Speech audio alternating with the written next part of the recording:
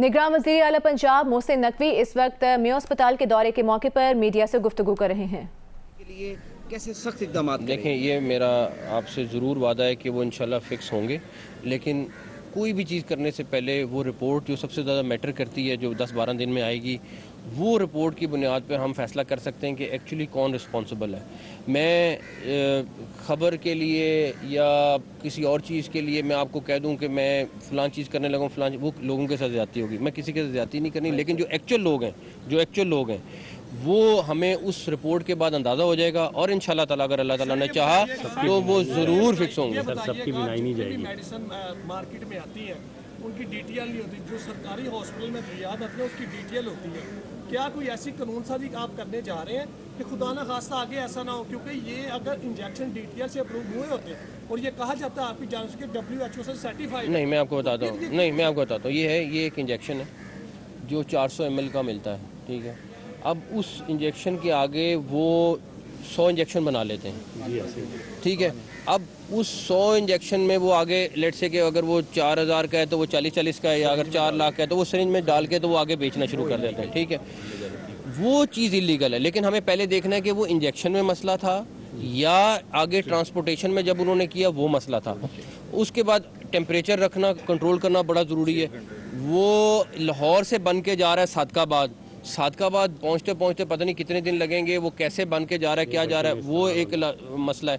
तो वो जब तक प्रोसेस हमें सिर्फ क्लैरिटी चाहिए कि वो इंजेक्शन में मसला था या आगे ट्रांसपोर्टेशन में मसला था। ट्रांसपोर्टेशन वाली चीज़ तो हमने पकड़ ली है, अब रह गया जो उसका इंजेक्शन है मेन, उसका पूरा बैच हमने 2 बैच मेरे ख्याल में विड्रॉ कर दिए, तो उसको वेरीफाई कर रहे हैं हम। एक दफ़ा वो वेरीफाई हो जाएगा तो हम बिल्कुल क्लियर हो जाएंगे कि एक्चुअल में रिस्पॉन्सिबल कौन है, फिर हम उसके पास पहुँच जाएंगे। जो कानून है इसका अद्वियात के हवाले से, जो फार्मास्यूटिकल कंपनियाँ हैं इनकी इजारादारी भी है और इनका चेक एंड बैलेंस जो है वो मौसल नहीं। आपने देखा है कि ये जो इंजेक्शन का मामला है, इसके अलावा कुछ ऐसी अद्वियात भी हैं जो अभी भी मार्केट में और नाकस हैं, लेकिन उस पर कोई अभी तक एक्शन नहीं हो रहा और अस्पतालों में फिर मेडिकल स्टोरों में मौजूद है। लेकिन कुछ चीज़ें जो अद्वियात से रिलेटेड है वो फेडरल गवर्नमेंट का मामला है, कुछ चीज़ें जो हमारा ड्रग इंस्पेक्टर्स का मामला है। तो हमारी साइड से कोताही हुई है। हमारी कोताही क्या है? हमारी कोताही ये है कि हमारे ड्रग इंस्पेक्टर ने उसको बिकने क्यों दिया, ऑल्दो वो इंजेक्शन वही था लेकिन उसने फिर भी बिकने क्यों दिया। अब इसमें मेरा सवाल है, जो मेरा ख्याल है मैं हेल्थ सेक्रेटरी और बाकी सारों से करूँगा, इसमें ये सारा प्रोसेस हो रहा था हॉस्पिटल्स के, प्राइवेट हॉस्पिटल्स के अंदर, तो हमारा जो हेल्थ केयर कमीशन है वो कहाँ था, उसको भी जवाब देना पड़ेगा। जो हमारा ड्रग इंस्पेक्टर उसको भी जवाब देना पड़ेगा, प्लस जो ये इलीगल काम कर रहे थे हमने अपना भी एहतसाब करना है। खाली ये नहीं कि ये कर दें कि हम ड्रग इंस्पेक्टर को कर दें, तो जहाँ जहाँ प्रॉब्लम आई हम उसको इंशाल्लाह ताला फिक्स करेंगे। इतना ईजी नहीं है जितना आज पंजाब को समझ रही है। एक सर्जन का माफिया है जो कि लोगों से करोड़ों पे उसने जो है उनकी जेबों से निकलवा लिए हैं। आपने अभी बात की है हेल्थ केयर कमीशन की, एडवर्स जो मेडिसिन का एडवर्स रिपोर्टिंग सिस्टम है वो प्राइवेट अस्पतालों में वो रिपोर्ट नहीं करती। हेल्थ केयर कमीशन अपना काम नहीं कर रहा। ड्रग इंस्पेक्टर जो हैं वो आपके वो दिहाड़ियाँ ले रहे हैं मेडिकल स्टोर से, वो अपना काम पूरा नहीं कर रहे। चंद साल पहले उनको सब को ट्रांसफ़र किया गया था, पैसे देके फिर वो वापस आ गए। ऊपर जो रजीम बैठी हुई है ड्रग कंट्रोल सेल के अंदर, वो तो वही है। उन्होंने फील्ड में नहीं जाना, अपने दफातर में बैठे रहना है। तो ड्रग इंस्पेक्टर जो वो किस तरह काम करेंगे? पंजाब गवर्नमेंट क्या करेगी ऐसा कि फ्यूचर में जो है वो ड्रग, आप बताएं क्या करें सर? जो आप उनको शफल करें ना सारों को। नहीं, एक शफल होंगे, वो A B में आ जाएगा, B A में आ जाएगा, फिर क्या करेंगे? सर उनको मोनोपोली में बनी हुई है यहाँ पे। नहीं, मेरा सवाल ये है कि खाली ट्रांसफ़र से मसला नहीं हल होगा। ट्रांसफ़र आज कर देंगे, कल को फिर आ जाएंगे। जब तक SOPs नहीं ठीक करेंगे हम, SOPs ठीक कर देंगे, हो सकता है 10% बेहतरी है, मैं 100% की बात नहीं कर रहा, 10% बेहतरी आ जाए, लेकिन ट्रांसफ़र ज़रूर होने चाहिए। जो माफिया बने हुए उनको तोड़ना चाहिए, क्या हर किस्म का माफिया तोड़ना चाहिए, लेकिन खाली ट्रांसफ़र हल नहीं है। Thank you. चेयरमैन PTI की अटक से अडियाला जेल मुंतकली पर वकला के मुतज़ाद बयानात सामने आए हैं। साबिक़ वज़ीर आज़म के वकला नईम पंजोता और शेर अफजल मरवत ने यह कहा था कि चेयरमैन PTI को अडियाला जेल मुंतकिल कर दिया गया है, मगर उससे कुछ देर बाद नईम पंजोता ने अपने बयान में कहा कि अटक जेल की इंतज़ामिया के मुताबिक साबिक़ वज़ीर आज़म अभी वहीं अटक जेल में ही मौजूद है। इस बारे में मजीद बात करते हैं जियो न्यूज़ के नुमाइंदे अरफा फिरोज ज़की से। अरफा, इस वक्त क्या सूरत हाल है? अटक और अडियाला जेलों की इंतजामिया का क्या मौक़िफ़ है? साबिक़ वज़ीर आज़म इस वक्त हैं कहाँ? देखिए, बहुत ही पहले तो कंफ्यूज किस्म के बयानात पीटीआई के वकला की जानिब से आए और गैर जिम्मेदाराना किस्म की ट्वीट्स इन्होंने की हैं। शेर अफजल मरवत जो सीनियर वकील हैं चेयरमैन पीटीआई के, उन्होंने, और फिर नईम पंजोता जो नामजद अटॉर्नी है और एक तरह से रिप्रेजेंटेटिव है, वो कोर्ट में चेयरमैन पीटीआई के होते हैं, लेकिन दोनों ने तकरीबन 5:30 बजे ट्वीट्स की थी कि चेयरमैन पीटीआई को जो है वो अटक जेल से अडयाला जेल मुंतकिल कर दिया गया है। और फिर ट्वीट्स के बाद हमने इनसे डायरेक्टली भी कंफर्मेशन की थी कि क्या वाकई जो है वो कर दिया गया और आपका बयान जो है बिल्कुल ठीक है, तो इसकी भी उन्होंने जो है वो तस्दीक की थी। लेकिन उसके फौरन बाद उन्होंने, जब ये खबर जो मंजर-ए-आम पे आई, उनके बयानात जब चले हैं, तो उसके बाद उन्होंने अपनी ट्वीट्स जो है वो एडिट कर दिया और उनके जो बयानात है उनमें तजाद जो हमें दिखाई दे रहा है। उन्होंने कहा कि हमारी जो है वो बात हुई है अटक जेल और अडयाला जेल, और जो उनके मुताबिक उन्होंने बताया कि ताहाल जो है वो चेयरमैन पीटीआई को मुंतकिल नहीं किया गया अडयाला जेल, जबकि दूसरी जानिब जो है शेर अफजल मरवत उन्होंने अपनी ट्वीट जो है वो एडिट कर दिया और वो कह रहे हैं कि कुछ देर बाद जो है वो किया जाएगा। अच्छा, तो अरफा, जेल इंतजामिया तो अदालत के जो रिटन ऑर्डर है उस पर ही कैदी को रिलीज करती है, तो वो क्या तहरीरी हुक्म जारी हुआ है अभी तक? देखिए, तहरीर हुक्मनामा जो है वो इस्लामाबाद हाई कोर्ट ने जारी करना है और ये एक प्रोसेस होता है कानूनी कि जब ये तहरीर हुक्मनामा जारी होगा और जब जो अटक जेल है वहां तक पहुंचेगा, सुप्रिटेंडेंट के पास जो है वो पहुंचेगा, उसके बाद जो है वो रिलीज किया जाएगा चेयरमैन पीटीआई को। लेकिन हमारी जो है इसके हवाले से जो अडयाला जेल के सुप्रिटेंडेंट हैं उनसे जो है हमारी बात हुई है, उनके हुकाम से बात हुई है डायरेक्टली। उन्होंने जो चेयरमैन पीटीआई की जो वकला की जो ट्वीट थी उनकी तरदीद की। उन्होंने कहा कि ताहाल अटक जेल से जो है वो अडयाला जेल चेयरमैन पीटीआई को मुंतकिल नहीं किया गया और इसमें जो वो चेयरमैन पीटीआई के वकला जो है उनकी बिल्कुल इस पर मजीद बात करते हैं। अरफा, बहुत शुक्रिया, आपने वक्त दिया हमें ज्वाइन किया है शब्बीर डार ने भी। शब्बीर डार, आप बताइएगा, चेयरमैन पीटीआई को अडयाला जेल मुंतकिल करने की तरदीद की है अडयाला जेल की इंतजामिया ने? जी, चेयरमैन पीटीआई को अटक जेल से सेंट्रल जेल अडयाला रावलपिंडी मुंतकिल करने के हवाले से हमारा अडयाला जेल हुकाम से रब्ता हुआ है। अडयाला जेल हुकाम ने चेयरमैन पीटीआई की अडयाला जेल मुंतकली की खबर की तरदीद की है। जेल हुकाम का कहना है कि चेयरमैन पीटीआई की अटक जेल से अडयाला जेल मुंतकली के हवाले से इन्हें अभी तक कोई अहकामात मौसूल नहीं हुए हैं। चेयरमैन पीटीआई को अटक जेल से अडयाला जेल मुंतकिल करने के हवाले से उनके अटक जेल इंतजामिया जो है उसने चेयरमैन पीटीआई को अडयाला जेल मुंतकिल करने की तरदीद कर दी है। शुक्रिया आपका शब्बीर डार, आप हमें अपडेट कर रहे थे।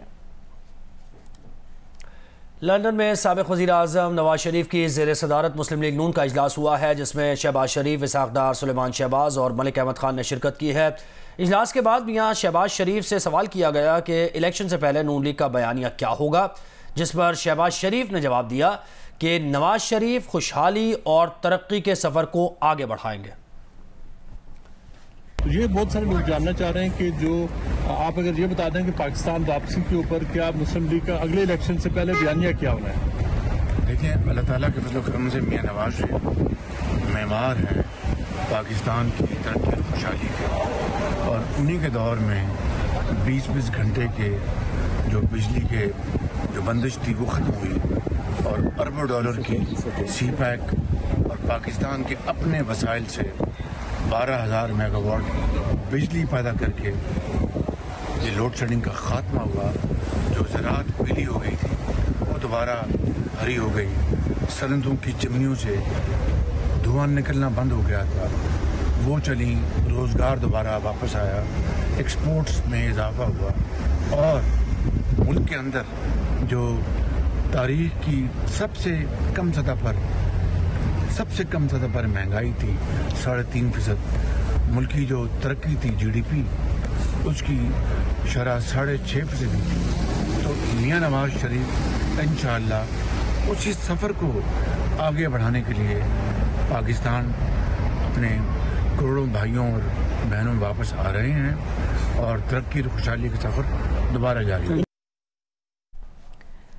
आगे बढ़ते हैं, आपको बताते हैं secretary power division Rashid Langrial ने कहा है कि मुल्तान और पेशावर की आबादी और शरह ख्वानदगी तकरीबन बराबर है, लेकिन पेशावर में मुल्तान से ज्यादा बिजली चोरी की जाती है। सोशल मीडिया पर आदाद शुमार पेश करते हुए राशिद लंगड़ियाल का कहना था कि मुल्तान में 111 अरब रुपए की बिजली फराहम की जाती है, जबकि रिकवरी 108 अरब की है। मुल्तान में बिजली चोरी से होने वाला नुकसान 3 अरब रुपए का है। दूसरी जानिब पेशावर में तकरीबन 100 अरब रुपए मालियत की बिजली फराहम की जाती है, जबकि रिकवरी 70 अरब रुपए की है। पेशावर में बिजली चोरी में नुकसान 30 अरब रुपए का है।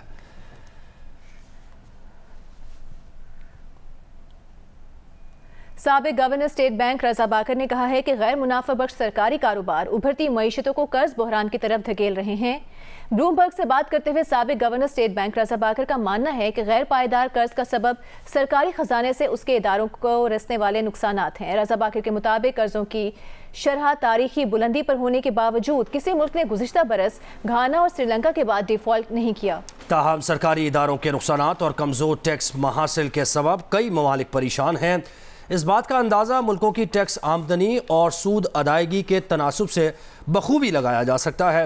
रजा बाकर के मुताबिक इमर्जिंग मार्केट्स को मुस्तकबिल में कर्ज बहरान से बचाने के लिए उन्हें फराहम किए जाने वाले कर्ज़ों का अमल शफाफ होना चाहिए और उन्होंने रवां साल कर्ज से परेशानी में मुब्तला मुल्कों को मशवरा देने का यूनिट कायम किया है, जिसके सरबराह रजा बाकर हैं। अल्बरेज एंड मार्शल को रवां महीने श्रीलंका के कर्जों के इंतजाम और श्रीलंकन इंश्योरेंस कारोबार को फरोख्त करने का ठेका मिला है। अभी आपको बताएंगे, पाकिस्तान क्रिकेट बोर्ड ने भारत की जानिब से पाकिस्तानी स्क्वाड को वीज़े ना देने पर आईसीसी को खत लिख दिया है। ज़राए के मुताबिक खत में पीसीबी ने कहा है कि ताहाल पाकिस्तानी स्क्वाड को भारतीय वीज़े जारी नहीं किए गए हैं। वीज़े बरवक्त ना मिलने से दुबई में टीम के 2 रोज़ रुकने के प्लान को धचका लगा है। वक्त गुजरने के साथ साथ गैर यकीनी की सूरत हाल बढ़ती जा रही है। जब भी भारत से रब्ता किया गया, कहा गया कि 24 घंटों में वीज़े आ जाएंगे। पीसीबी ने आईसीसी को होस्ट मेंबर एग्रीमेंट की याद दहानी कराई। होस्ट मेंबर एग्रीमेंट में खिलाड़ी, मीडिया और फैंस के बर वक्त वीज़े शामिल हैं। भारत में इंतहा पसंदों के मजालिम का शिकार मुसलमान बाप बेटा कराची पहुंच गए हैं। इस बारे में मजीद बताएंगे नुमाइंदा खुसूसी अफजल नदीम डोगर। जी, 70 साला एम हसनैन और उनके साहबजादे इसहाक अमीर भारत से ताल्लुक़ रखते हैं, जो कि यहाँ इंडिया से, दिल्ली से दुबई गए, दुबई से वीज़ा लेकर जो है वो अफ़गानिस्तान गए, अफ़गानिस्तान से फिर ये चमन बॉर्डर और फिर कोयटा, और कोयटा से जो है वो कराची पहुँचे थे। यहाँ पुलिस से ख़ुद रजू किया और उसके बाद पुलिस ने इनको एदी फाउंडेशन के सुपुर्द किया। इस वक्त ये एदी फाउंडेशन के पास जो है वो क़याम पज़ीर हैं और पाकिस्तान में अपने सियासी पनाह के लिए जो है वो दरख्वास्त कर रहे हैं। इस मुल्क की तख्लीक के लिए हम आज तक वहाँ पर बहुत सारे मज़ालिम सह रहे हैं। इसी हवाले से हमें परेशान किया जाता है। हम हर तरह से परेशान होकर आपकी खिदमत में हाजिर हुए हैं। कानून के तहत अगर आपको वापस इंडिया भेज दिया जाता है तो मंजूर नहीं है। आप मुझे जान से मार दें, गोली मार दें, मुझे हर सज़ा मंजूर है। आपकी दी हुई हर सज़ा मंजूर है। ये मेरे ख्वाबों का मुल्क है। बस हिंदुस्तान वापस नहीं जाना चाहिए और मुझे एक छोटी सी तहरीर ऐसी दे दी जाए कि मुझे कहीं से कोई घर मिल जाए, ताकि मैं एक नॉर्मल ज़िंदगी गुजार सकूं और मैं अपनी नस्ल को अपनी आंखों से एक बार अपनी ज़िंदगी में फलता फूलता देख सकूं। जी, मोहम्मद हसनैन, एम हसनैन और उनके बेटे यहाँ पर जो है वो हुकूमत पाकिस्तान से अपनी सियासी पनाह या आर्जी पनाह का मुतालबा कर रहे हैं और किसी भी सूरत जो है वो इंडिया वापस नहीं जाना चाहते।